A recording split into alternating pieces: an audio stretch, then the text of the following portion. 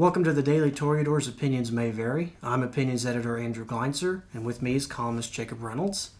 And today we're going to be discussing whether or not the federal minimum wage should be raised. So Jacob, why don't you start by briefly explaining your position on the issue? Well, Andrew, my belief is that we should raise the minimum wage because right now, according to several studies that have been done over the topic, and the U.S. Department of Labor, $7.25, which is the federal minimum wage now, is actually, when you adjust for inflation and the cost of living, and also the rate of productivity overall for the American economy, is the lowest it's been since the 1950s. And with the labor market as weak as it is now, I believe that giving people a hike in their minimum wage, which around, and by people I mean like the 30 million Americans who are working for minimum wage or just above minimum wage, could really use that money to buy the necessities that they need to live and to also have some disposable income that will ultimately go back into the U.S. economy, into the businesses, into the market, and that'll provide the stimulus that we really do need to recover, as well as raising the standard of living for the average American family. See, and my thoughts on the issue is that while raising the minimum wage would help some people, I will grant you that, I think it's also going to have some negative effects because, for one, when you force businesses to start paying their employees more, that's going to cut into their bottom line. That's going to cut into their profits. And while some businesses can afford that, some can't. And so, the businesses that can't afford that, they're going to have to make a choice. They're going to have to lay people off or put on a hiring freeze or raise the prices on their products, which in turn is going to come back and hit the American consumer because everybody else is going to have to start paying more money to buy these products.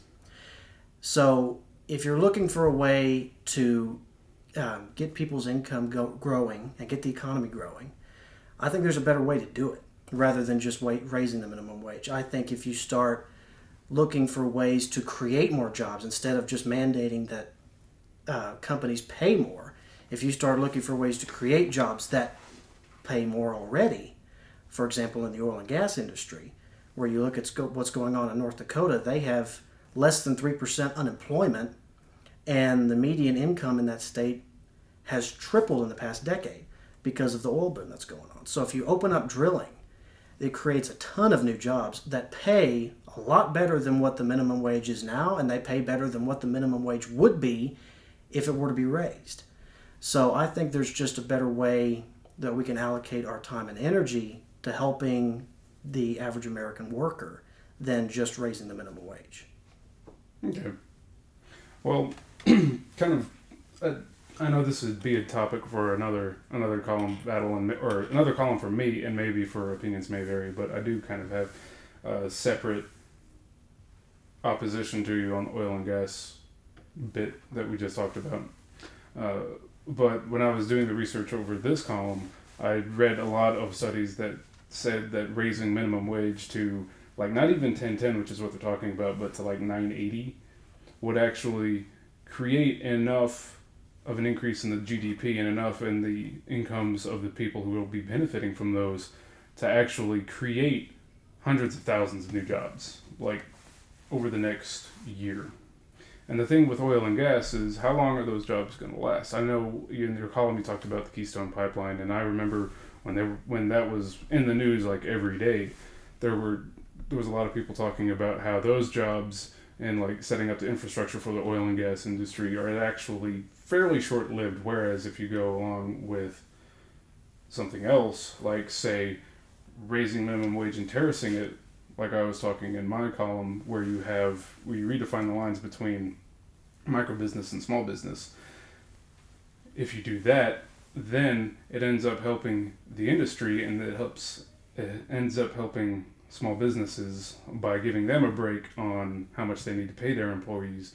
But it also gives those employees enough money to start spending it elsewhere, and gets the economy going, and that creates more jobs, and it raises the standard of living, and it raises GDP, and it kind of gets us on track for the rest of the 21st century. See, I like your idea about helping small businesses in that sense because a lot of them can't afford to pay their employees that much more. And this is like as American as it gets. I mean, this is small business. This is should be the backbone of the American economy. Right. See, my question though would be that when you have these large corporations, McDonald's, Target, Walmart, that do pay their employees, a lot of their employees, minimum wage. When you raise the minimum wage, yes, they can probably afford to pay that and not have any ill effects elsewhere. But my belief is that that's not what's going to happen. They're going to lay people off, or they're going to raise prices, put on a hiring freeze, whatever the case may be, because they want to keep their bottom line the way it is. They want to keep making profits. That's why they're in business. And so anything that's going to significantly cut into those profits, I think they're going to try and make up for that elsewhere. And like, what do you mean by elsewhere? Like, why do you actually? Why do you think that these huge corporations like Walmart or Target or McDonald's would, instead of biting whatever small bullet it may be into their net profits to pay their employees a livable wage, would just lay people off when they could very easily afford to just pay their employees? I mean, can you think of the popular backlash that large businesses would face for laying off however many thousands of workers it is just to save a couple of bucks in their quarterly report? Well, see, I think that the bullet they'd have to bite is bigger than you think it may be when you're raising it by that much. And maybe they won't lay off that many people, but they're still going to make up for it, which means they may raise their prices on a lot of products. And that's going to in turn hurt the American consumer, because the American consumer is not going to have as much disposable income anymore, because they're going to have to pay more for their groceries or for their food or whatever. So I think it's going to, and it'll help some people. I will grant you that. Raising the minimum wage will help people out. But I think it's going to cause some negative effects. And so I'm just thinking that there are better ways to go about this than just simply mandating that employers pay more money to these employees. And by the way, according to the Bureau of Labor Statistics, almost 2/3 of these minimum wage jobs are part-time jobs. So, and that's how Walmart gets away with a lot of things, by hiring part-time people, a bunch of part-time people instead of some full-time people. So, but I think the corporations are going to try and make up for that loss in some form or fashion. So my point is that there's just better ways to help out the economy and help out the American worker than by just raising minimum wage. So my question to you would be that, do you honestly think that these large companies are not going to do anything, they're just going to take the hit? Or if you think that might happen, what do you propose we do about potential lost jobs or increased prices because of a minimum wage hike?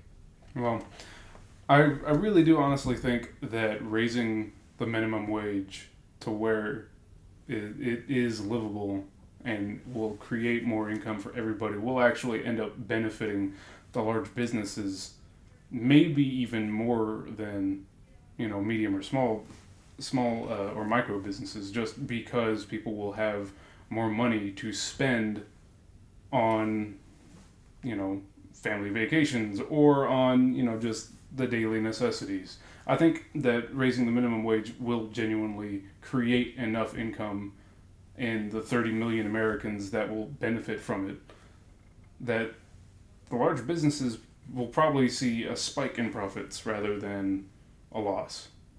And if they do, what I would argue would happen doesn't, if they do end up having to cut people. I don't know. Only time can really tell that. I honestly can say that I don't know what would happen. Well, none of us know for sure. There you go. We'll just have to wait and see what happens. We will.